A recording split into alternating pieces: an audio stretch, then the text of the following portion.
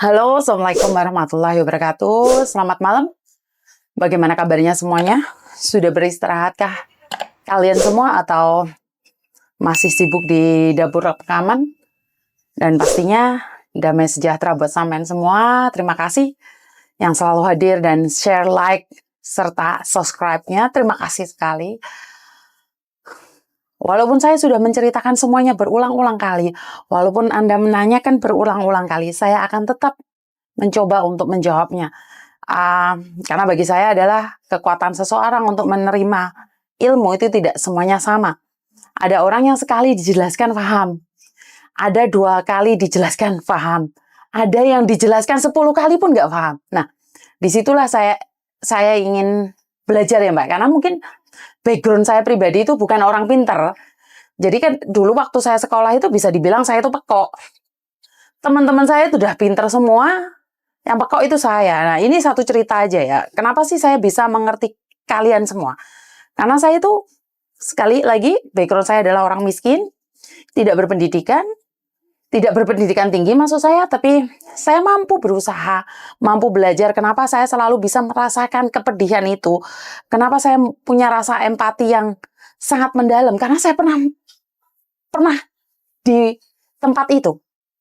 Dulu waktu sekolah SMP kan udah belajar bahasa Inggris ya Mbak ya. Di zaman saya tuh udah belajar bahasa Inggris dan saya itu di kelas itu paling nggak bisa. Paling pekok dewe. Nah, waktu itu saya pasti inget banget. Sampai saya itu digepuk itu loh Mbak, apa penggaris itu loh. Sama guru bahasa Inggris saya. Kalau nggak salah itu Pak Jen, namanya Pak Jen. Apa yang terjadi? Waktu itu kelas 2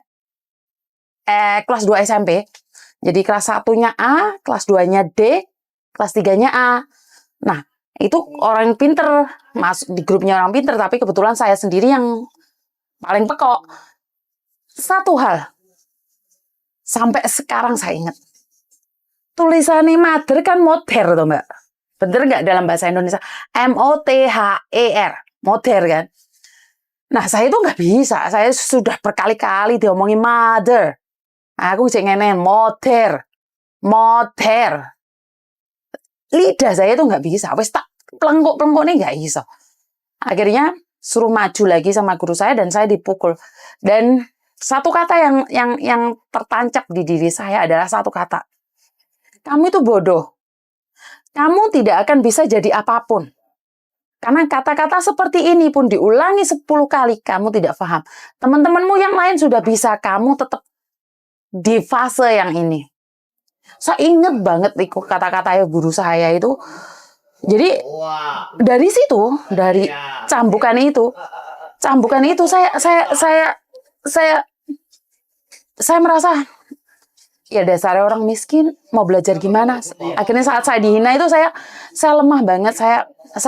Saya drop, saya nangis.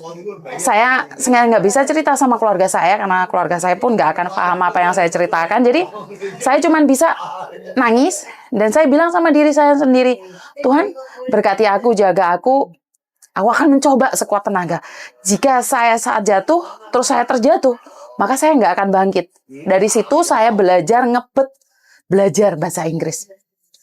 Sampai pada akhirnya pendidikan saya agak tinggi sedikit, saya benar-benar mempelajari bahasa Inggris. Dari situlah saya mampu sampai bisa dibilang sedikit pinter bahasa Inggris sampai hari ini.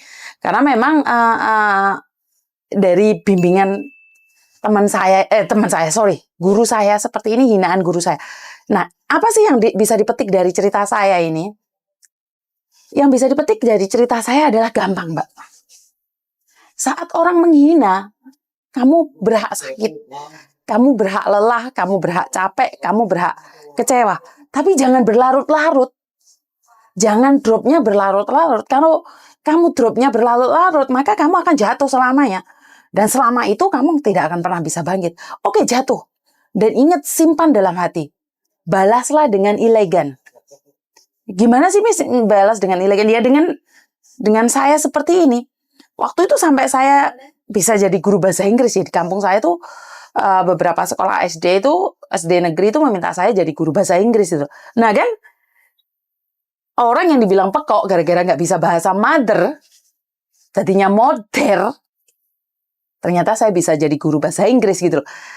Di sini bisa dibuat sampean kabeh gitu loh, Mbak. Kalau hari itu tidak ada yang merendahkan saya, kalau hari itu guru saya tidak menghina saya mungkin hari ini tidak ada di sini. Mungkin hari ini saya juga nggak bisa bahasa Inggris.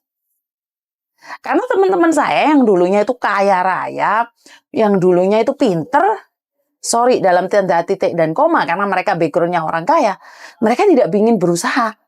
Sampai hari ini mereka biasa-biasa aja di Indonesia buka toko, dan mereka bilang, bener kamu Yun, kamu kerja Yun, kamu di luar negeri Yun. Ya ada beberapa teman saya yang jadi pilot, jadi tentara, jadi apa itu ada beberapa. Cuman kan sebagian dari teman saya juga ada yang nggak bekerja ya karena sudah orang berada ya, jadi tidak bekerja. Dan dari mereka juga ada yang menanyain, Yun ada lowongan nggak di Hong Kong? Padahal itu mantan orang-orang pinter, mantan orang-orang kaya. Saya bisa bilang mantan karena dulu. Sekarang mereka bilang ekonomi mereka menurun gitu loh. Jadi saya percaya dengan roda berputar, Mbak. Makanya saya hari ini kenapa saya wanti-wanti pada diri saya sendiri. Saya minta bantuan sama kalian agar saya dibantu doa agar tetap amanah. Karena saya tahu saat kita berada di atas itu kemungkinan kita jatuh itu ada. Tapi saya selalu tidak ingin menjatuhkan orang lain di posisi dimanapun. Kalau bisa posisi saya naik ke atas, saya itu bisa mengangkat kanan kiri saya. Jadi kenapa saya membuka curhatan ini, berbagi cerita? Karena saya tahu suatu saat, cepat atau lambat, ketenaran saya itu akan redup. Itu saya tahu banget. Karena dulu waktu di Mako itu saya bisa bilang, saya itu terkenal banget gitu loh. Atas nama Dewa Yunia itu saya terkenal banget dengan, saya bergandengan dengan Avi, Ella, dan juga Jagger itu. Jadi saya itu sangat terkenal. Tapi dari beredarnya waktu, dari berjalannya waktu, nama saya surut karena saya balik lagi ke Hong Kong. Jadi saya tahu ketenaran saya di YouTube dan di Facebook itu bisa dibilang lama, bisa dibilang tidak lama. Tapi saya tidak pernah takut untuk jatuh dan bangun lagi. Kenapa? Saya berharap orang-orang di sebelah saya, saat saya terkenal, termasuk kalian, saya itu bisa ngangkat bareng sejajar dengan saya. Seandainya saya jatuh, itu saya nggak jatuh terlalu dalam gitu loh. Jadi kenapa saya selalu bilang, saya tidak ingin membuat huru hara dengan siapapun. Kenapa saya selalu bilang minta saran dan pendapat kalian? Karena saya tahu, apa yang saya lakukan tidak 100% benar. Dan apa yang saya ceritakan adalah berdasarkan fakta, berdasarkan cerita kalian, berdasarkan pengalaman kalian. Jadi apakah 100% benar Miss Yuni? Iya benar buat yang percaya, nggak benar buat yang nggak percaya. Sampai di sini bisa difahami. Jadi jika Anda punya dendam, jika Anda punya luka, nggak apa-apa. Nggak apa-apa. Taruh itu di dalam hati yang paling dalam dan buktikan.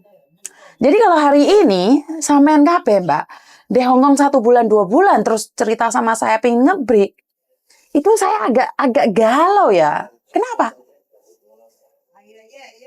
Omongannya tonggomu mesti lebih parah daripada omongannya guruku gitu loh.